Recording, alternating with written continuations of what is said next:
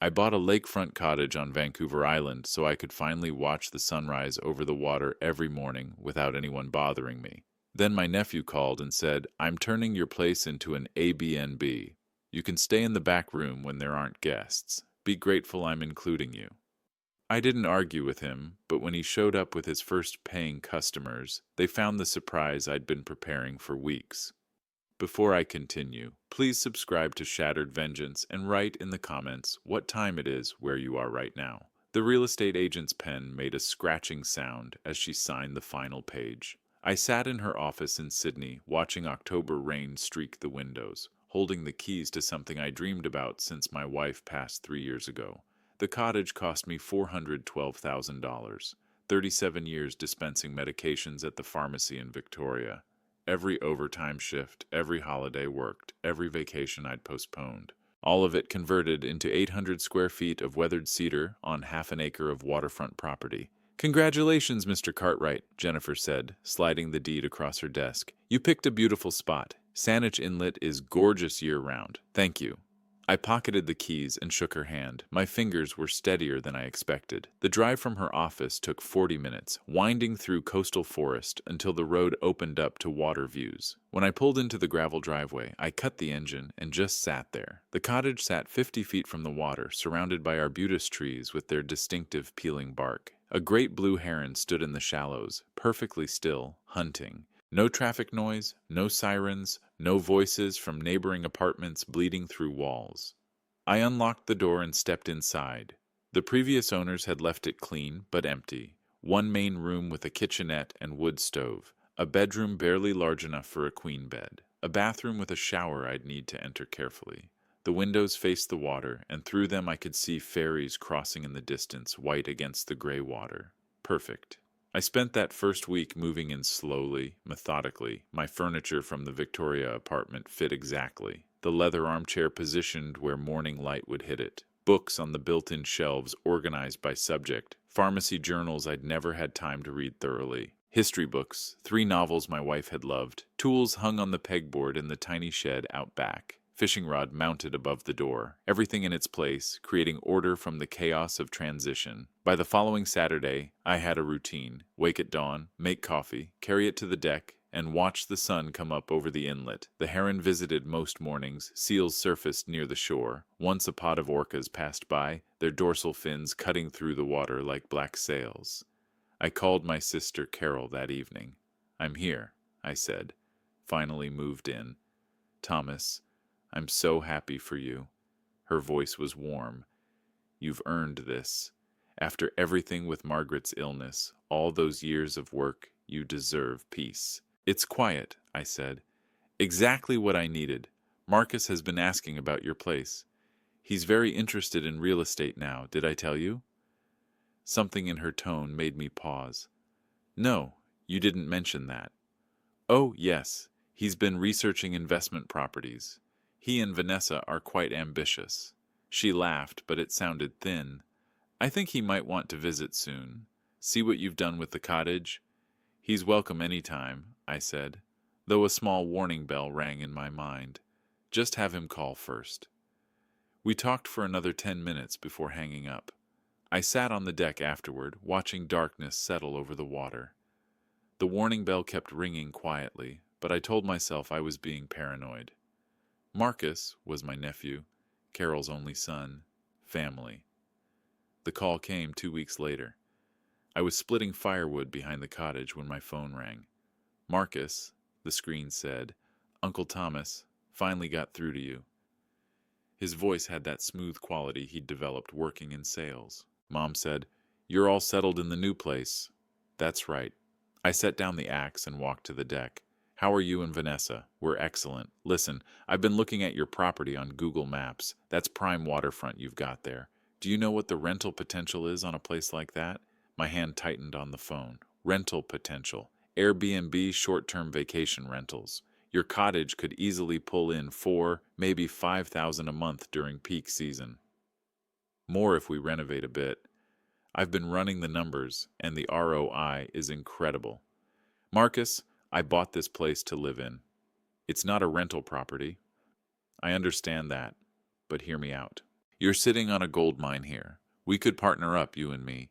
I'd handle all the management, booking, cleaning, everything. You just collect your share of the profits, and when it's not rented, you can stay here. Back bedroom would work fine for you. The audacity of it took my breath away. The back bedroom of my own cottage. Think of it as an investment property that you also get to use. Best of both worlds. I'm offering to do all the work, Uncle Thomas. All you have to do is say yes. I'm saying no, Marcus. This is my home, not a business opportunity. His tone changed, cooled.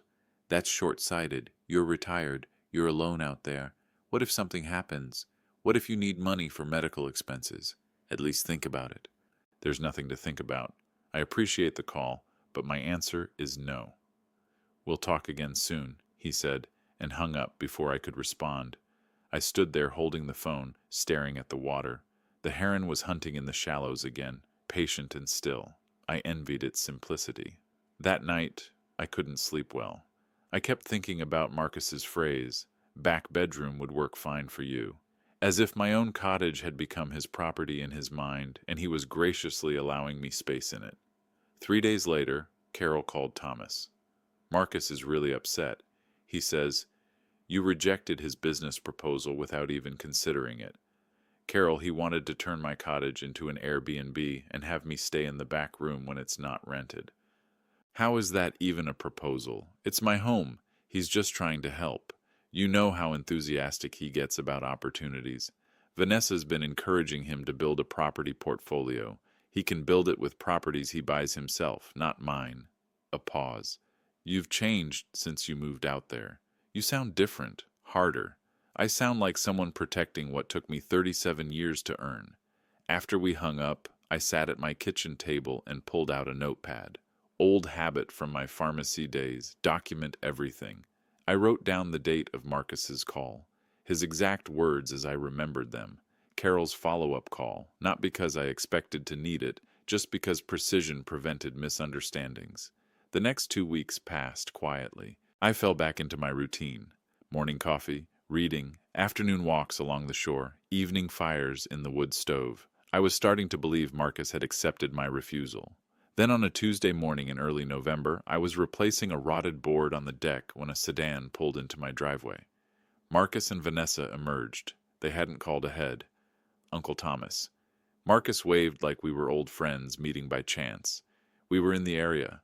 Thought we'd stop by.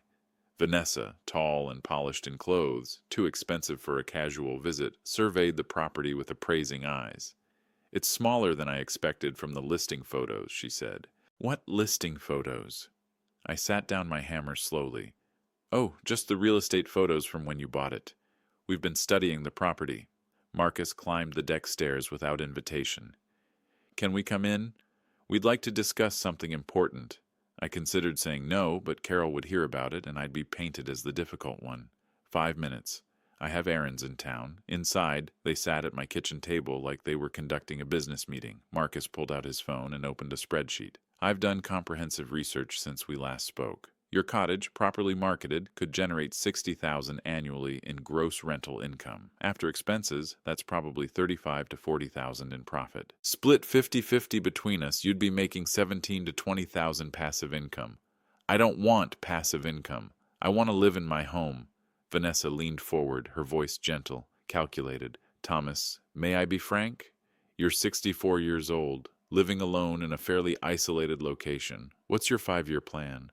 What if you need assisted living eventually? Properties like this, they lose value if they're not maintained and utilized properly."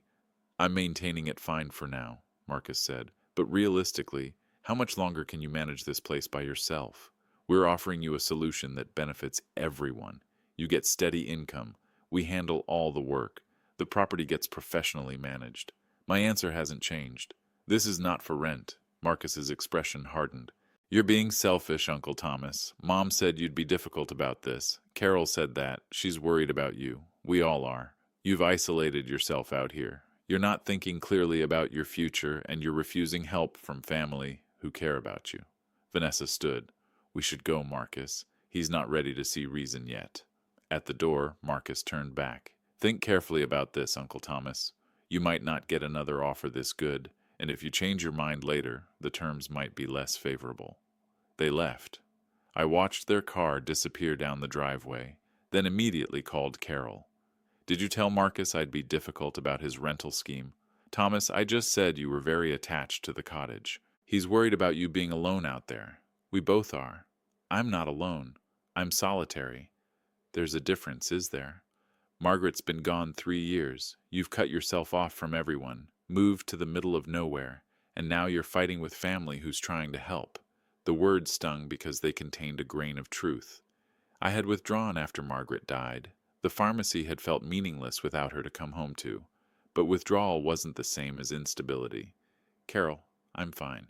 I'm happy here. Please tell Marcus to stop pushing this. I'll talk to him, but you should consider compromising. Maybe let him rent it out just during the summer months. You could stay with me in Vancouver when there are guests. Goodbye, Carol. I hung up before she could continue. I spent that evening on my laptop researching property law in British Columbia, rights of property owners, what constituted harassment. I took notes in my pharmacy-trained handwriting, organized and cross-referenced. 2 weeks later, I was in town buying supplies when I saw a poster in the window of a coffee shop. Stunning waterfront cottage. Perfect getaway. The photo showed my deck, my view, my arbutus trees. I went inside and asked the barista about it. Oh, someone's been putting those up around town. Paid me $20 to post it for a month. The poster had a website URL. I pulled out my phone and navigated to it. The site was professionally designed. Saanich Inlet Retreat. Book your dream vacation. Multiple photos of my cottage taken from different angles. Interior shots through the windows. Booking calendar. Rates. $300 per night. 2-night minimum. My cottage listed for rent without my knowledge or permission. The contact information showed an email address, sonickinalrenals@gmail.com. No phone number. I scrolled through the booking calendar. 3 reservations were already marked, 1 in 2 weeks, 2 in December. I drove home carefully, forcing myself not to speed despite the rage building in my chest. At the cottage, I checked every window and door. No signs of forced entry, but Marcus had been inside. He could have taken photos then, or through the windows during other visits I hadn't known about. I called Jennifer, my real estate agent. I need a lawyer recommendation, property law specialist. Is everything all right? Someone's trying to rent my cottage without my permission. That's illegal. Let me give you Richard Morrison's number. He's excellent with property disputes. Morrison's office was in Victoria. I drove in the next morning and met with him, bringing my laptop with the rental website pulled up and printed screenshots for documentation. He reviewed everything carefully. This is fraud, Mr. Cartwright, clear cut. Your nephew is collecting money for rental of property he doesn't own or have authority to rent. We can pursue both civil and criminal charges. I want to understand all my options before deciding. What would criminal charges involve? Fraud investigation by the RCMP. If they find sufficient evidence, which they would, your nephew could face criminal charges. Fraud over $5,000 is a serious, indictable offense in Canada, and civil, we sue for damages, get an injunction ordering him to cease operations immediately, potentially pursue recovery of any money he's collected from fraudulent bookings. Less dramatic than criminal charges, but still effective. How quickly can we act? I can have a cease and desist letter drafted by tomorrow. The injunction filing would take a few days. Do it. All of it. And I want security cameras installed at my property. I spent $800 on a security system that afternoon. 2 cameras covering the driveway and deck, 1 covering the back of the cottage. Motion activated. Cellular connection recording to cloud storage. The installer had them operational by evening. Morrison's cease and desist letter went out the next day via registered mail to Marcus's address in Vancouver. It was comprehensive, threatening both civil and criminal action if the rental website wasn't taken down within 24 hours and all bookings refunded. Marcus called at 7 that evening. You had your lawyer send me legal threats over a misunderstanding. Misunderstanding? You listed my property for rent without permission. You're collecting money for something you have no right to offer. I was moving forward with the business plan we discussed. I thought you'd come around once you saw I was serious about this. We didn't discuss anything. I refused your proposal multiple times. This is ridiculous. Uncle Thomas. I'm family. We should be working together, not fighting through lawyers. Take down the website. Refund anyone who paid you. If you don't, I'm filing criminal fraud charges with the RCMP. You wouldn't do that to your own nephew. Try me." He hung up. I checked the rental website. Still active. I called Morrison. He's refusing to comply. Move forward with everything. Understood. I'll file for the injunction tomorrow and contact the RCMP fraud division. That night, my security cameras caught Marcus arriving at 9:30. He walked around the cottage, trying doors and windows, all locked. He stood on the deck for several minutes, hands in his pockets, staring at the dark windows. Then he left. I reviewed the footage the next morning over coffee, watching my nephew's face on the small screen. He looked angry, entitled, disbelieving that I was actually fighting back. The RCMP constable came to my cottage 3 days later. Constable Jennifer Shue, professional and thorough. I walked her through everything. The initial proposal, my refusals, the website, the bookings, the cease and desist letter that was ignored. Do you know if he's actually collected any money from these bookings? I can't prove it, but there are confirmed reservations on his website. The first one's supposed to arrive tomorrow. Has he attempted to enter the property without permission? I showed her the security footage of Marcus's late-night visit. Mr. Cartwright, I'll be frank with you. This is fraud. Your nephew is operating a rental business using property he doesn't own. That's a criminal offense. But I need to ask, is this something you want to pursue criminally? These cases can be complicated when family's involved. I want him stopped, whatever it takes. She made notes in her notebook. I'll open an investigation. If he shows up with paying guests tomorrow, call me immediately. Don't confront him yourself. The next evening at 6 o'clock, headlights came up my driveway. I recognized Marcus's car, followed by a second vehicle, a couple probably in their 30s. I called Constable Who. They're here. Don't answer the door. I'm 20 minutes away. I watched through the window as Marcus and the couple approached my deck. Marcus tried the door, found it locked, knocked. "Uncle Thomas, it's Marcus. I have guests checking in." I stayed silent, phone in hand, recording. The knocking grew louder. "Uncle Thomas, open up. These people paid good money for this reservation." The couple looked confused, uncomfortable. The woman said something to Marcus I couldn't hear. He responded, gesturing at the cottage, clearly making excuses. 15 minutes later, Constable Shue's cruiser pulled in. I opened the door as she approached. "Mr. Cartwright, stay inside, please." I watched from the window as she spoke with Marcus and the couple. The couple looked shocked, then angry. They got in their car and left quickly. Marcus stood arguing with Constable Shue for several minutes. She handed him documents. He read them, his face wreathing, even in the dim driveway lights. After his car left, Constable Shue came to my door. I've informed him that he's under criminal investigation for fraud. He's been ordered to cease all rental operations, refund all payments, and have no contact with you except through lawyers. He violated the civil cease and desist, which strengthens your case. And those guests, they paid him $2,400 for a week-long stay. They're furious. Will there be charges? That's up to Crown Kunal, but I've documented everything tonight. The evidence is strong. After she left, I sat at my kitchen table in the quiet cottage. The wood stove crackled. Outside, the inlet was dark, peaceful. I'd protected my home, but the cost was becoming clear. My nephew was facing criminal investigation. Carol would never forgive me. The family I had left was fracturing. I poured myself 2 fingers of scotch, something I rarely did, and went to the deck. The November air was cold, but I needed it. I thought about Margaret, about what she'd say if she were here. She'd been practical, fair. She'd probably tell me I was right to protect my property, but she'd grieve the family damage too. My phone rang. Carol, I almost didn't answer, but avoiding her wouldn't help. "You called the police on Marcus. You're having your own nephew investigated for fraud." "Carol, he was running a rental scam using my property. He took money from people for bookings I never authorized. What did you expect me to do? Work it out as family, not destroy his life with criminal charges. He destroyed the situation himself. I refused his proposal multiple times. He ignored me, ignored my lawyer, and showed up with paying customers anyway. He's my son, Thomas, my only child. You're willing to send him to jail over this?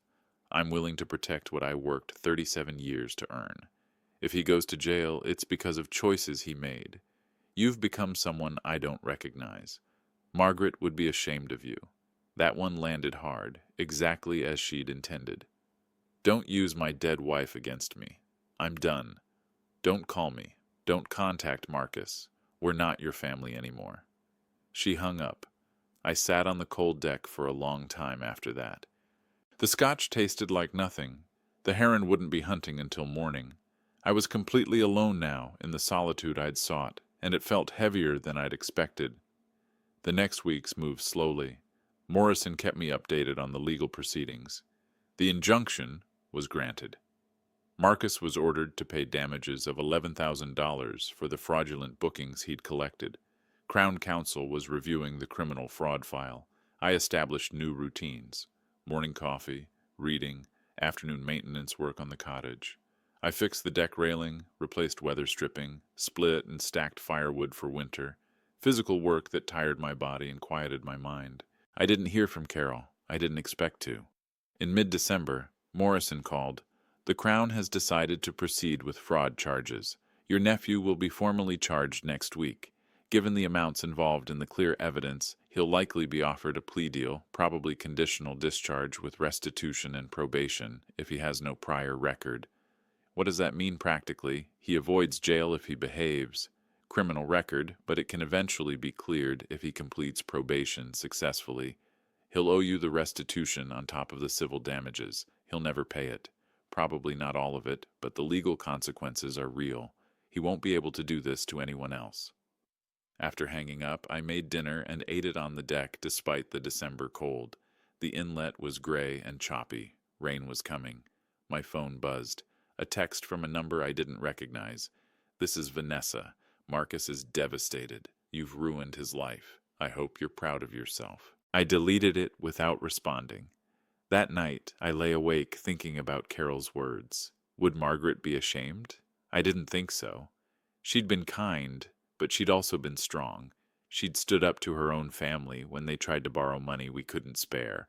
She'd understood boundaries, but she'd also believed in repair, in redemption. She'd have wanted me to leave a door open. I sat up and wrote an email, not to Marcus, to Carol. I'm sorry for how this has affected you. I understand you're angry. I love you, and when you're ready to talk, I'm here. But I won't apologize for protecting my home. Marcus made choices that had consequences. That's not my fault. The door is always open. If you want to visit the cottage and talk, Thomas. I sent it before I could overthink it, then went back to bed. Christmas came and went quietly. I made turkey for myself, watched the heron hunt on Boxing Day morning. The inlet froze at the edges for the first time that winter in January. I was reading by the wood stove when I heard a car. The security camera showed Carol's sedan. I opened the door as she approached, walking slowly up the deck stairs. She looked older, tired. Can I come in? Of course. I made tea while she sat at the kitchen table, the same spot where Marcus had shown me his rental spreadsheet months ago. He took a plea deal, she said. Conditional discharge, 2 years probation, $25,000 in restitution and fines. I heard he and Vanessa are separating the stress of this, the legal bills, the shame.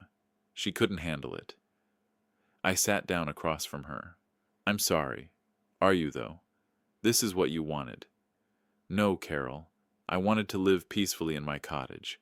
I wanted Marcus to respect my decision. I didn't want any of this. She looked around the cottage, seeing it properly for the first time. The books on the shelves, Margaret's photograph on the mantel, the view through the windows to the water. It is beautiful here, she said quietly. Thank you. I don't know if I can forgive you. He's my son. I understand. But he was wrong. I've had 4 months to see that he was wrong, and I enabled him by making excuses. She wrapped her hands around the tea mug. When did I raise someone who thought he could do that? Take what wasn't his? I don't know. We sat in silence for a while. Outside, the heron landed in the shallows. That's my regular visitor, I said. Great blue heron. Comes almost every morning. Carol watched it through the window. Margaret would have loved this place. That's why I bought it. We talked about retiring somewhere quiet, near water. I just wish she'd lived to see it. She would have handled this whole thing better than either of us, probably. Carol finished her tea and stood. I should go. I just wanted to see it. See you. Make sure you were all right. I'm all right. At the door, she paused. Can I visit again? Not right away, but eventually, anytime. Call first, though. I like the solitude. She almost smiled. That sounds like you. After she left, I returned to my chair by the wood stove. The heron was still hunting, patient and focused. I picked up my book, but didn't read. Just sat watching the water, the bird, the winter light on the inlet. The cottage was quiet. Mine earned through 37 years of work and defended through months of conflict. The price had been high, family relationships damaged, maybe permanently. But sitting there in the peace I'd fought for, I couldn't regret the choice.